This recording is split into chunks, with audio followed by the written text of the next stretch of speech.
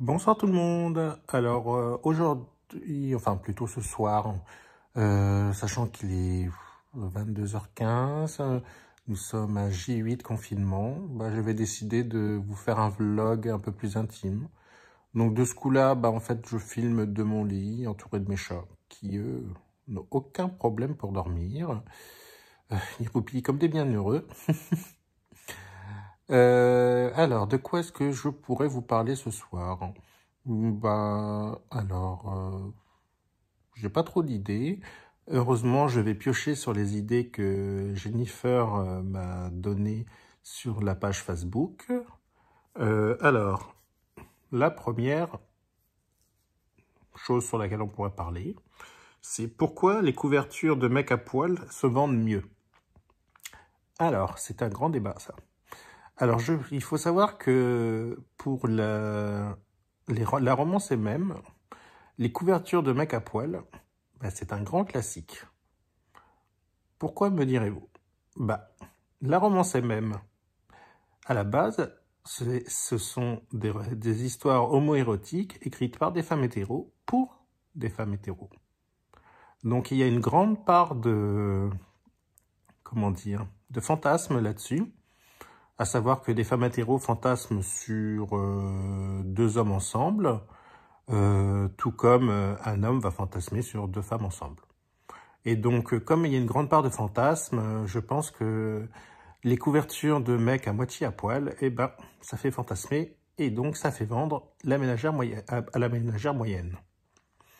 Voilà, enfin, c'est juste mon idée là-dessus. Et surtout, il faut savoir que la plupart des romances MM, ce sont des romances avec beaucoup de sexe dedans. Bah oui, fantasme oblige, il faut mettre de quoi satisfaire la ménagère. Et donc, le fait d'avoir des hommes à moitié à poil dessus, ça fait référence aussi à cette sexualité parfois débridée, des fois sans vraiment, sans être vraiment collé à la réalité, parce que des fois, il y a des détails, tout comme, sincèrement, dans ces romances-là, on voit souvent qu'ils ont une poubelle à côté de leur lit.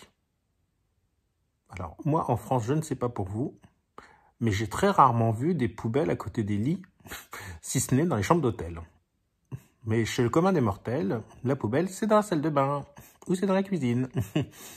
Mais alors, surtout pas à côté du lit. Mais bon.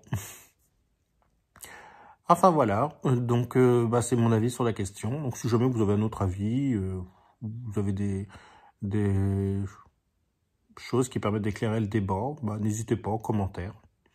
Alors maintenant, on va passer à la deuxième question de Jennifer. Oui, ce vlog est sponsorisé par Jennifer. Alors, pourquoi les auteurs de MF se retrouvent à écrire du MM? Tout simplement par l'engouement que représente le MM.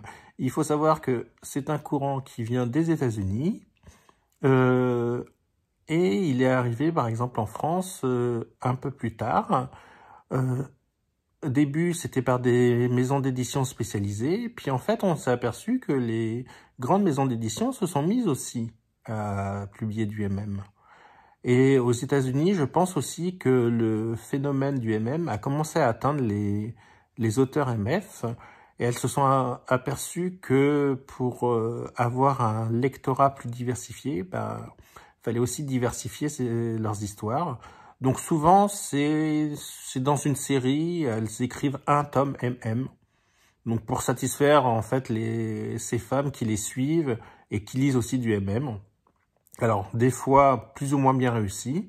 Prenons l'exemple du tome de Blay et Queen de J.R. Wards. Personnellement, pour moi, c'est tout sauf une réussite. Elle a très bien réussi, comme elle a réussi d'habitude, les scènes érotiques et sexuelles. Mais alors, au niveau de l'histoire, elle est passée totalement à côté. Parce que en fait, des scènes sexuelles, ça fait pas une histoire. Et moi, personnellement, ça m'a grandement déçu.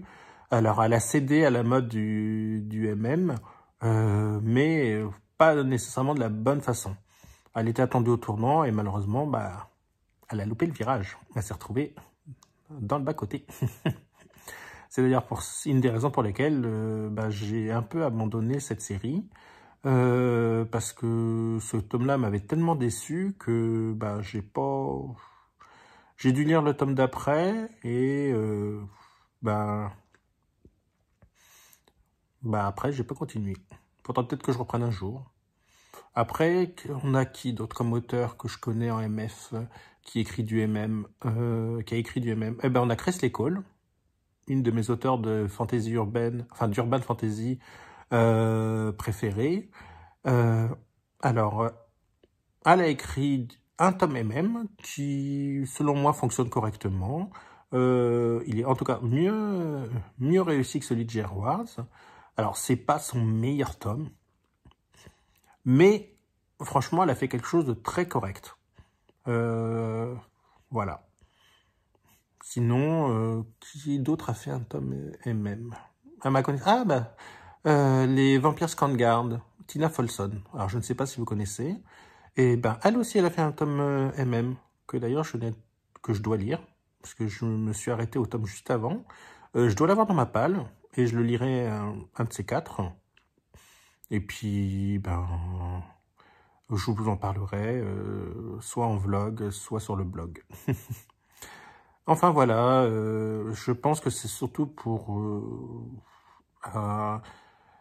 fidéliser leur lectorat et toucher peut-être un autre lectorat que les auteurs MF écrivent aussi maintenant du MM. Même si on s'aperçoit que l'incursion n'est pas non plus... elles écrivent un tome, enfin un volume dans une série ou un tome à part, mais elles sont foncièrement des auteurs MF. C'est-à-dire que j'ai jamais vu pour l'instant, ou j'ai jamais entendu parler pour l'instant d'une auteure MF qui a totalement abandonné le MF pour écrire du MM. Non, c'est surtout soit une histoire, soit un volume dans une série, et puis voilà. Après, rien ne dit qu'elles n'en écriront pas d'autres, hein, mais bon. À voir. Après, comme d'habitude, si vous avez un avis sur la question, n'hésitez pas en commentaire. Alors, qu'est-ce qu'elle a d'autre comme question? Il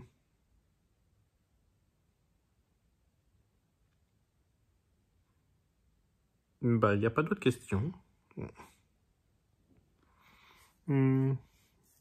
Là, pour le coup, de quoi est-ce que je pourrais parler? Ah, peut-être la tendance que les auteurs français ont à écrire des livres dont le titre est en langue anglo-saxonne. Alors personnellement, je ne comprends pas vraiment. Alors certes, ça sonne peut-être mieux, ça fait... ça anglicise le roman, peut-être. Mais alors je comprends pas cet engouement. Parce que la langue française est tellement riche et que restreindre ça à la langue anglaise qui est beaucoup moins riche, juste pour un effet un peu de mode, parce que là en fait tout le monde, j'ai vu plein d'auteurs, aussi bien des connus que des moins connus, qui ont cédé à aux sirènes de cette mode, qui pour moi n'a pas vraiment de légitimité, puisque mis à part quand il y a peut-être un jeu de mots ou autre, les traductions, généralement, on essaye de franciser le titre de manière... parce que on traduit le roman, on traduit aussi le titre. Il n'y a que quand il y a un jeu de mots bien spécifique qui, des fois, est intraduisible, qu'on peut peut-être laisser le titre en anglais. Mais bon, après...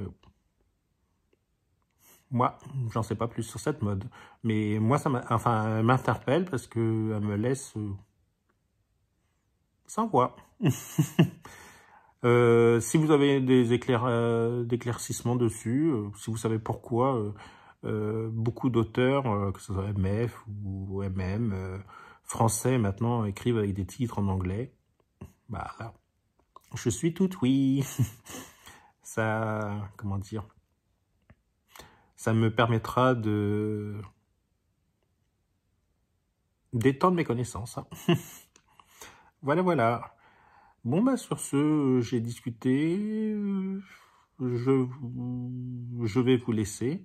Et puis, bah, je vous dis bonne soirée. Moi, je vais sûrement regarder, comment ça s'appelle, Freud sur Netflix. Et puis, voilà. Allez, bonne soirée. À bientôt.